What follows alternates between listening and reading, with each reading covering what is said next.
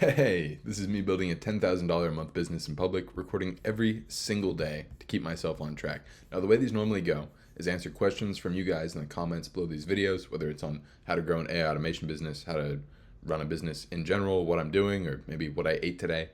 Then I cover my YouTube channel growth for like 2 seconds, just tracking the daily subscriber count. And the third thing is we jump into business strategy, which is just what I'm doing to grow the thing.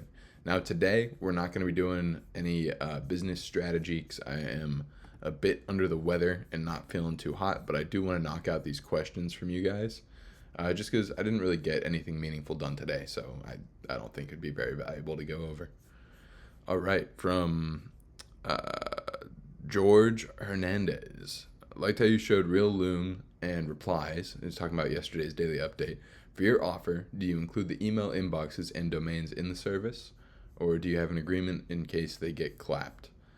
For my current offer, since it's just going to be paid based on performance, they would be covering the domains and the inboxes and the software. So they basically pay for the what it costs to get set up, and then kind of the way to justify that is that if they ever decide to part ways in the future, everything is all theirs. They're not handcuffed to me in any way, so it's very easy to split, and it kind of takes that pressure off. So it's not like they're paying me to set something up and then I have them handcuffed, which is pretty common in the social media marketing agency world too. Like kind of handcuffing people and trying to delete your campaigns that you build out for them if you get fired. I've heard of a lot of agencies doing that. And I don't know. I just don't. It leaves a bad taste in my mouth. Eventually, everyone stops working together. So I'd rather end the relationship amicably so that you can leave the door open for future opportunities. Said Amish Count Wave. Hey man, how you doing? 3Qs. How much would you say you're paying per month for everything, instantly, etc.? Second, for your cold outreach, how many emails are you sending per day and numbers like that? And third, if you're open to saying, but what's your current revenue per month? Current revenue across everything I do, make business related, is around the $10,000 a month, sometimes a little over, sometimes a little under. That's why I say that at the start of these videos.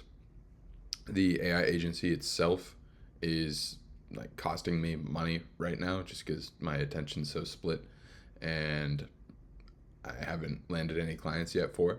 That's why I'm doing this in public. So yeah, that's where the revenue is at. How much am I paying per month for everything? Instantly, I just upgraded to the $97 a month plan. Appify, I believe, is $30 a month, and then my Google Workspace accounts with like all those domains and emails, I want to say is around 60 something bucks a month, so 200 all in. Trying to think if I'm using anything else. I use OpenAI's API. That's a pay per use thing that's fairly cheap. N8N, I just create until I land a client. I've just been using their free trial. Same with make.com. That way, once my use case for expanding capability goes up, I will have a client pay for it. So all in, I'd say easily under 250, and you can do it cheaper than that because I just signed up for the instantly growth or hyper growth, which is 97. You can use like I think it's like $35 for the tier below that. And I'm sending 150 emails per day right now. I'm pretty sure I can ramp that up, but I'm being a little bit conservative on protecting my sending health there. Also, in the description, if you want to help support me, I've got a link for Instantly and for Appify, which are two of the softwares I use and that you see me kind of building with in some of these videos. So if you want, you can sign up through there. I get a little bit of a kickback. If not, no big deal. Just go sign up on your own. No hard feelings. How do you get clients? So historically, again, I just said how I got 0 AI automation clients, but historically it's been cold outreach and referrals for my social media marketing agency, which is just cold calling business owners. And then once I built up a relationship with them, it was just referrals from there. Right now, what I'm trying to do is use cold email. And I've done like meta ads for myself in the past too that that worked. But I want to learn how to do cold email because I like the concept around being able to use the service to sell the service. Like I did that with meta ads in the past, but since this is more of a side project with potential to turn into the main income source, I wanted to pick something that wouldn't be as cost intense as running meta campaigns with like $100 a day behind them. So yeah, cold email, and before that it was cold calls and referrals. On that note, you're doing a great job, brother. Support from Toronto. I'm not sure what the question mark's about. If you're asking if I support Toronto, I do. If you're asking if I want some support from Toronto, sure. I live in Austin, Texas. But yeah, I appreciate that. All right. Should the average person be worried about AI from Decky44? Predictions for 2030 with AI. Should the average person be worried about AI? I'd say no, just because my kind of way of thinking about things is control the controllable, and AI's progression is outside of what I can control. And because of that, spending any amount of time worrying about it isn't productive in any way. It's just volunteering yourself to be unhappy, and I prefer to not do things that make me unhappy in that way, like unnecessarily unhappy like that. So I would say no. If it's out of your control, don't worry about it. Predictions for 2030. I don't really have any predictions. It's 5 years away. Humans are historically awful at predicting things. Like, I want to say there's some studies into it. I don't have any to cite. But if you kind of look that up, humans are historically just the worst predicting machines.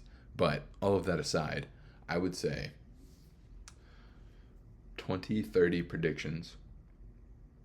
I think there will be at least one company on the S&P 500 that is like sub maybe 3 employees or less, majorly leveraging AI to be there. There's my prediction. That's where I think, like, use that as a gauge to think of where AI will be in 5 years. That's where I think it'll be so useful and advanced that a company can be run off the back of it at that size and scale. So yeah, there's my predictions. And awesome. Worry is such a strong word. Let's be strategic. Blah blah blah. Yeah, I mean, eventually, this comment's saying how AI will be so advanced that your secrets will be safe unless the AI algorithm decides otherwise. Yeah, I mean, that's probably where we'll get eventually, where it just takes over everything. I don't think that'll be by 2030 per se, but who knows? It could be here next year, and I just don't know. It's kind of growing. I think it's still growing at a fairly absurdly exponential rate. Like this is George again. Different George. Same comment.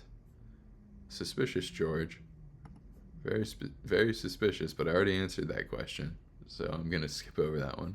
Beyond cold emails, what other AI automation services are you considering offering in the future based on market demand or your own capabilities?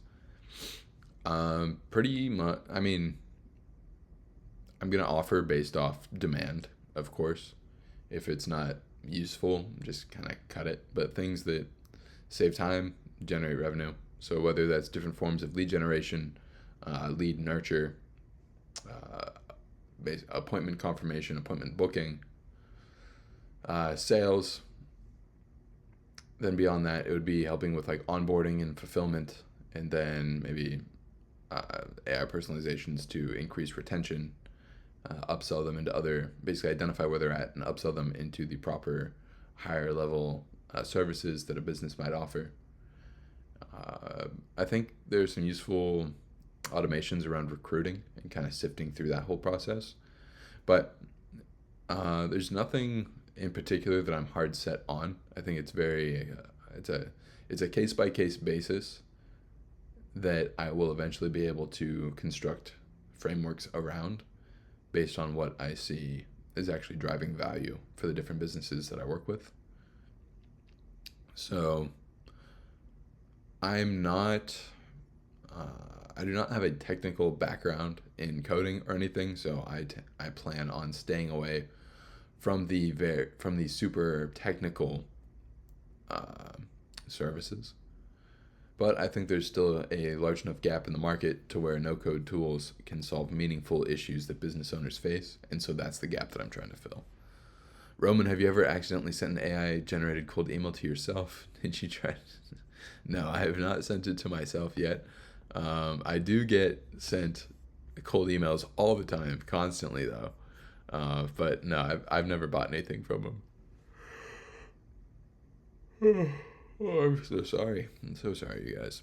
What is this 6-node AI software? This is referring to, uh, it was either a make.com automation or an 89 automation. I was going over my